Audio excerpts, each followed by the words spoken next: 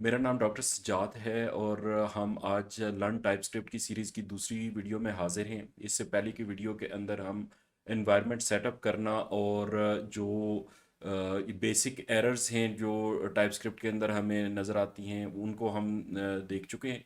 आज की वीडियो के अंदर हम एक प्रोजेक्ट सेटअप करना और इसके अलावा जो टाइपस्क्रिप्ट को कहा जाता है कि ये स्ट्रांगली टाइप लैंग्वेज है उसको देखेंगे और इसके अलावा वेरिएबल डिक्लेरेशन को जो है ना देखेंगे। तो आइए शुरू करते हैं आज की वीडियो।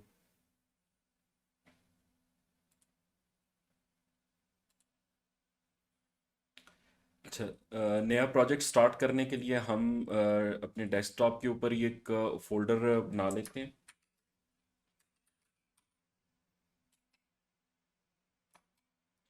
और इस फोल्डर को हम VS कोड में ओपन कर लेते हैं।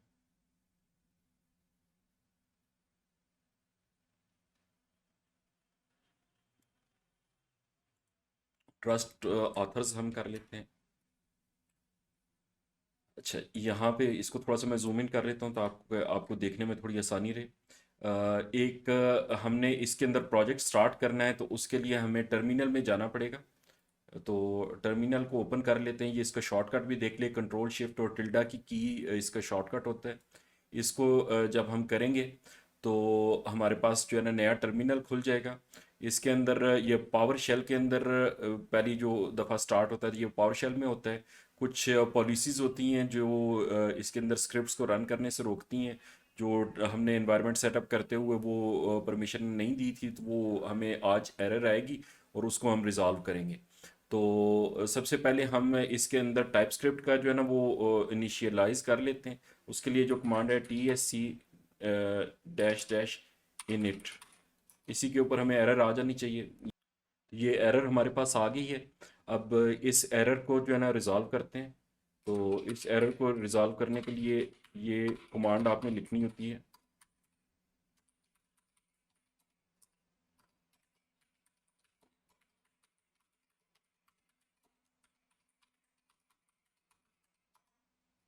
ठीक है जी, ये रन हो गया। अब हम दोबारा TSC डैश डैश इनिट करते हैं तो ये हमारी TS config की फाइल हमारे पास क्रिएट हो गई है।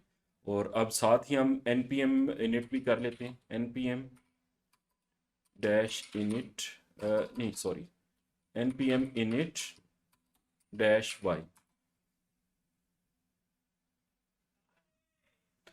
ये हमारी पैकेज डॉट जेसन की फाइल हमारी क्रिएट हो गई है। अब दोबारा हम जो है ना सबसे पहले TS config के अंदर चेंजेस कर लेते हैं।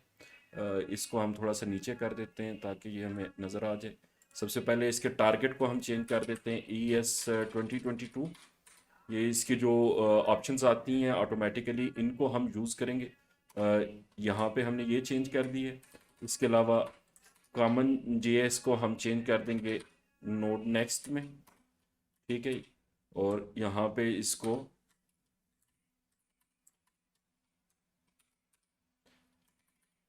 ये रेजोल्यूशन मॉड्यूल रेजोल्यूशन को अनकमेंट करके इसकी वैल्यू भी हम चेंज कर देंगे। यहाँ पे हमने चेंजिंग कर दी। इसके अलावा जो हम चेंजिंग करेंगे वो अ, यहाँ पे हम जो है ना कर देंगे टाइप और मॉड्यूल। ये अब हमारा प्रोजेक्ट जो है ना वो सेट हो गया। इन दोनों फाइलों को अब हम बंद कर सकते हैं। और यहाँ पे हम एक नई फाइल क्रिएट कर लेते हैं index.ts। ठीक है, तो ये हमारी जो है ना वो फाइल हमारा प्रोजेक्ट रेडी हो चुका है। इसको जो है ना हम वैसे चेक करने के लिए console.log और यहाँ पे हम हेलो वर्ल्ड लिख के रन करेंगे। इसको रन करने का जो तरीका है वो उसके लिए हमें दो कमांड्स रन करनी होती हैं, एक TSC और एक नोड इंडेक्स। फाइल का इंडेक्स जो है वो इस फाइल का नाम है, लेकिन उसको एक्सटेंशन के बगैर लिखते हैं ताकि वो खुद डिसाइड कर ले कि ये कौन सी फाइल इसने रन करनी है। तो ये हमारा कोड रन हो गया तो इसका मतलब है कि हमारा प्रोजेक्ट ठीक तरीके से सेट हो गया। तो ये हमारा प्रोजेक्ट सेट करने का तरीका था। अब हम मज़ीद जो इसके अंदर बात करेंगे वो जो स्ट्रांगली टाइप लैंग्वेज कहते हैं टाइप स्क्रिप्ट को, उसके बारे में कहते हैं, उसके बारे में बात करते हैं। तो ये टाइप स्क्रिप्ट जो है स्ट्रांगली टाइप लैंग्वेज है। तो टाइप क्या होती है? टाइप इसके अंदर जो भी वैल्यू स्टोर होती है टाइप स्क्रिप्ट के वेरिएबल के अंदर, उसकी शेप को जो चीज़ डिफाइन करती है उसको हम टाइप कहते हैं उसकी। तो शेप से मतलब कि नंबर है, स्ट्रिंग है, बुलियन है, इस तरह की जो शेप है उसकी, जो अनडिफाइंड है, नल है, ये इसकी प्रिमिटिव टाइप्स हैं। तो ये जो चीज़ डिफाइन करती है इसको स्ट्रांगली टाइप्ड लैंग्वेज कहते हैं, कि ये इसकी टाइप हमने बता दी है। तो हम लोग ज़्यादातर जावास्क्रिप्ट से लोग टाइप स्क्रिप्ट में आते हैं, ज़्यादा जो तादाद होती है। बाकी जो दूसरी लैंग्वेजेस में जिन लोगों ने काम किया है उनको बेहतर अंदाज़ा है, क्योंकि उसके अंदर जो टाइप डिक्लेरेशन है वो एक एसेंशियल पार्ट है जो भी फंक्शन वो राइट करते हैं उसका। लेकिन जावास्क्रिप्ट में ऐसे नहीं है।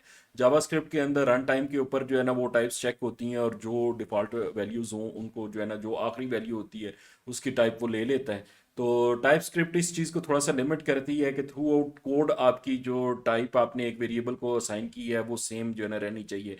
किसी जगह पे भी ये नहीं होना चाहिए कि एक वेरिएबल जिसे आपने पहले नंबर की वैल्यू दी थी तो वो बाद में जो है ना उसके अंदर आप स्ट्रिंग सेव कर रहे हों, और इसी तरह जो है ना आपने स्ट्रिंग कोई वेरिएबल डिक्लेयर किया था तो बाद में आप उसके अंदर नंबर डिक्लेयर नहीं कर सकते। मैंने आपको एरर्स जब बताई थी तो उसके अंदर असाइनेबिलिटी एरर यही एरर होती है, कि जिसके अंदर आप पहले जो वेरिएबल है उसको जो आप वैल्यू देते हैं वो डिफरेंट जो है ना प्रिमिटिव होती है, और जो है ना जब बाद में उसको वैल्यू जो है ना किसी और प्रिमिटिव की असाइन कर देते हैं तो ये असाइनेबिलिटी एरर आ जाती है।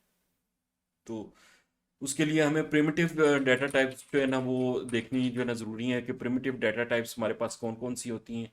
तो वो हम अगर बात करें तो ये हमारे पास सबसे पहले स्ट्रिंग, ठीक है, नंबर और बुलियन, ठीक है, और नल और अनडिफाइंड। ये हमारे पास जो है ना वो चार प्रिमिटिव डाटा टाइप्स जो है ना वो पांच डाटा टाइप्स हैं। इसके अलावा भी दो तीन होती हैं, लेकिन जो ज़्यादा इंपॉर्टेंट हैं और जो हमें सिखाई गई हैं वो ये पांच डाटा टाइप्स हमें जो है ना बताई गई हैं। स्ट्रांगली टाइप्ड का मतलब ये है कि अगर हम कोई वेरिएबल डिक्लेयर करते हैं, से कॉस्ट ए, तो इसकी वेरिएबल की हम एक्सप्लिसिटली इसकी बताएं कि इसकी टाइप क्या है। तो ये स्ट्रॉन्ग टाइपिंग है, कि आपने जो उसकी टाइप है वो डिक्लेयर की है कि इसकी क्या टाइप होगी। अब आप इसे कोई और जो है ना वो वैल्यू नहीं दे सकते except for a string. Empty string भी ये जिस तरह भी इस सेटिस्फाई होगी है, ये इसको जो है ना इसने एम्प्टी स्ट्रिंग की वैल्यू दे दी है, वरना हम कोई भी जिस तरह पाकिस्तान हम इसे एक वैल्यू दे देते हैं, ठीक है। और अब आगे जाके अगर हम ए इज सॉरी यहाँ पे हम चेंज नहीं कर सकेंगे क्योंकि ये हमने कॉन्स्ट डिक्लेयर किया हुआ है, लेकिन अगर इसको लेट कर लें तो अब हम ए इज इक्वल टू हम यूनाइटेड स्टेट्स तो कर सकते हैं, ठीक है, इसके अंदर कोई एरर नहीं। लेकिन इसको हम कोई नंबर नहीं दे सकते। 5 अगर देंगे तो ये एरर आ जानी चाहिए, ठीक है। तो ये आप देख लीजिए इसके अंदर एरर आ गई है, और यहाँ पे अगर देखें the number is not assignable, the type number is not assignable to type string. तो ये जो हमें क्लियर कट जो है ना वो बता रहा है। तो ये स्ट्रांगली टाइप जो है ना वो है। हमें अगर जो नंबर का वेरिएबल डिक्लेयर करना है तो let B is equal to number, sorry number, और यहाँ पे आगे हम कोई भी जो है ना 2 3 5 6 कोई भी हम नंबर जो है ना इसको दे सकते हैं। ये स्ट्रांगली टाइप का जो मीनिंग है वो इस तरह है कि आप एक्सप्लिसिटली जो है ना वो डिक्लेयर करते हैं कि एक वेरिएबल की जो डाटा टाइप है वो क्या होगी। तो ये इम्प्लिसिट भी हो सकती है कि टाइप खुद ये इन्फर कर ले, इन्फर्ड टाइपिंग। इनफैक्ट टाइपिंग जो असाइनेबिलिटी एरर के अंदर मैंने आपको बताई थी उस तरीके से जो है ना ये हो सकती है कि असाइनेबिलिटी एरर के अंदर जिस तरह मैंने आपको बताया था तो उस तरह जो है ना हो सकती है। मतलब हम फर्ज करें let C is equal to Sajjad, और यहाँ पे अगर हम जो है ना सी इज इक्वल टू करें 33, तो ये अब एरर जो है ना इसने सेम वही एरर जो है ना यहाँ पे भी दे दी, ठीक है, कि number is not assignable to type string. तो ये जो है ना इसने वो सेम एरर दे दी, क्यों? क्योंकि इसने यहाँ पे इन्फर कर लिया था कि ये जो है ना एक स्ट्रिंग है, तो इस वजह से ये इसने ये दे दी। तो ये टाइप जो चेकिंग है या स्ट्रांगली टाइप्ड लैंग्वेज है उसका जो है ना मीनिंग है कि ये जो है ना टाइप स्क्रिप्ट को हम स्ट्रांगली टाइप्ड लैंग्वेज क्यों कहते हैं और इसका मीनिंग क्या है और इसको किस तरह यूज़ करते हैं। तो ये हमारा जो है ना जो पार्ट स्टेप 1 है वो कंक्लूड करती है। अगर हम देख लें यहाँ पे स्टेप 1 के अंदर स्ट्रांग टाइपिंग, ये आपने रिपो ज़िया साहब की जो है ना ये आपने लाजमी याद रखनी है। पैनावर्स लर्न टाइप स्क्रिप्ट की रिपो हम कर रहे हैं और इसके अंदर स्टेप 0 हम कंप्लीट कर चुके हैं। स्टेप 1 था हमारा स्ट्रॉन्ग टाइपिंग और उसके अंदर भी अगर देखें तो ये कुछ एग्जांपल्स उन्होंने दी हुई थी, तो ये मेरे ख्याल है मैंने एक्सप्लेन कर दिया है। इसके अंदर मज़ीद जो है ना आप ये बुलियन के साथ भी थी और ये जो है ना नंबर के साथ भी है, ये दोनों भी मैं आपको करके दिखा देता हूँ। जो टाइप स्क्रिप्ट है इसको अगर हम स्ट्रिंग बना दें तो ये सेटिस्फाई हो जाएगी इसकी कंडीशन। अच्छा, जो टाइप स्क्रिप्ट है उसके अंदर जो वेरिएबल्स हैं उसके अंदर इंटीजर और फ्लोट ये दोनों जो हैं वो नंबर के अंदर ही होते हैं। मतलब नंबर जब आपने कर दिया तो आप उसके अंदर फ्लोट भी पास कर सकते हैं और इंटीजर भी पास कर सकते हैं, ये दोनों सेपरेट नहीं है टाइप स्क्रिप्ट के अंदर। तो फर्ज करें हम यहाँ पे करते हैं 10.9 और दोबारा जाके हम इसको 35 जो है ना वो वैल्यू दे देते हैं, तो तब भी ये जो है ना वो एरर नहीं देगा, यहाँ पे ये ठीक कर देगा। इसी तरह हम बुलियन वैल्यू भी इसे दे सकते हैं। बुलियन वैल्यू में यहाँ पे से फॉल्स दे देते हैं और इसे आगे जाके हम ट्रू कर लेते हैं, तो ये इसके ऊपर भी हमें कोई एरर नहीं दे रहा। तो ये कुछ एग्जांपल्स थी जो है ना टाइपिंग की। टाइप हमने जो है ना देख ली, तो अब अगला स्टेप हम एक देख लेते हैं जो इसके अंदर है कॉन्स्ट लेट, यानी जो वेरिएबल डिक्लेरेशन के ऊपर है। तो ये हम जो है ना देखेंगे कि वेरिएबल जो है ना किस तरह डिक्लेयर करते हैं। और एक बहुत इंपॉर्टेंट इसके अंदर कॉन्सेप्ट है जो देखना बहुत ज़रूरी है, वो है स्कोप के बारे में कि स्कोप जो है ना क्या होता है। तो स्कोप के ऊपर जो है ना वो पहले भी काफ़ी जो है ना क्लास में भी बात हो चुकी है। अगर हम जो है ना स्कोप को देखेंगे तो जो है ना मैं उसके अंदर आपको क्लियर करूंगा। लेकिन ये अभी तक हमने जितना काम किया है ये वेरिएबल डिक्लेरेशन के ऊपर ही किया है। यहाँ पे हमने वेरिएबल डिक्लेयर किया, यहाँ पे भी हमने वेरिएबल डिक्लेयर किया, ये भी हमने वेरिएबल डिक्लेयर की है और इस वेरिएबल में यहाँ पे वैल्यू असाइन की है। ठीक है, इसी तरह ये हमने वेरिएबल डिक्लेयर किया है और यहाँ पे वेरिएबल को जो है ना वैल्यू असाइन किया है। ये एक वेरिएबल डिक्लेयर किया है हमने और ये इसे जो है ना नई वैल्यू असाइन की है। तो ये हमने एक आपने मेथड देख लिया कि जो है ना असाइन जो करते हैं variable, sorry, assign variable using let keyword. ठीक है, तो ये हमने जो ऊपर जितनी भी हमने एग्जांपल की ये लेट कीवर्ड को यूज़ करके हमने जो है ना इसको इस्तेमाल किया। उसके बाद दूसरा जो तरीका होता है वो assign variable using const keyword. दोनों में डिफरेंस क्या है? डिफरेंस ये है कि ये आप वैल्यू कॉन्स्ट के अंदर आप चेंज नहीं कर सकते। अगर मैं यहाँ पे करूँ const F is equal to false, तो क्या मैं यहाँ पे ये एरर दे रहा है? तो ये देखते हैं क्या एरर है। कैन नॉट, अच्छा ये रीडिक्लेयर कह रहा है, आप पहले वहाँ पे कर चुके हैं तो यहाँ पे नहीं कर सकते। तो ये जी एक वेरिएबल हम दे देते हैं और यहाँ पे जी को हम रीअसाइन करते हैं वैल्यू ट्रू। तो अब ये देखें कि ये फिर कंप्लेंट कर रहा है कि इसको जो है ना it is a constant can not assign to G because it is a constant. तो आप कॉन्स्ट जब किसी भी वेरिएबल को डिक्लेयर कर देते हैं तो उसको नई वैल्यू आप नहीं दे सकते। जी अब जहाँ पे भी यूज़ होगा उसकी वैल्यू फॉल्स ही होगी और इसकी टाइप जो है ना ये यहाँ पे पिक कर लेगा, जो जिस तरह उसने वहाँ पे जो है ना की थी।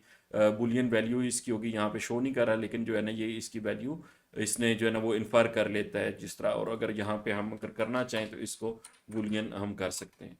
ठीक है, यहाँ पे भी जो है ना ये हमने कर लिया लेकिन हम इसको रीडिक्लेयर यहाँ पे नहीं कर सकते। तो ये हम वेरिएबल को जो है ना हम किसी तरह जो है ना दूसरे और जो हैं एच यहाँ पे नंबर कर लेते हैं। ठीक है, और नंबर हम 33 रख करते हैं। इसी तरह हम स्ट्रिंग को जो है ना वो कर लेते हैं।